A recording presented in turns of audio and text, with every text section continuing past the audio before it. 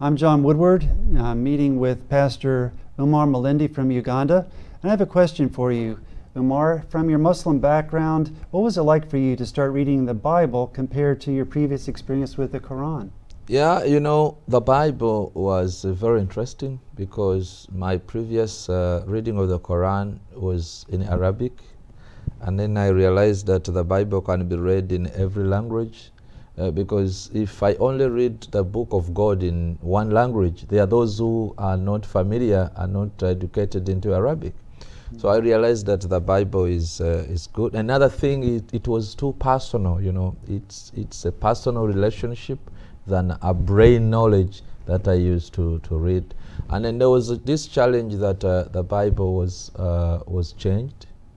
And then I realized that was not true, because we used to, in the Quran, there is a verse, Surah Yunus, that is chapter 10 of the Quran, at verse 94. It says that if you have any doubt in this Quran, go and ask the people who are reading the book that came before the Quran. And that means the book that came before the Quran is the Bible, that is the Torah and the Gospel.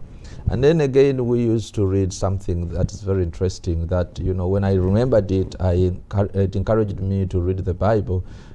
For those who go to the mosque, it normally says that Sufil ula sufil Ibrahima wa Musa, that follow the things of the old, those things that were taught by Moses and Abraham. When you look for Moses and Abraham, you'll get Abraham and Moses in the Bible. And then a number of verses that we are talking about and encouraging us to read the Bible. What a difference going from kind of the rote memory work to that personal relationship. This is a more, you get more empowered internally. You get more connected to what you believe than just only having memorizing of verses.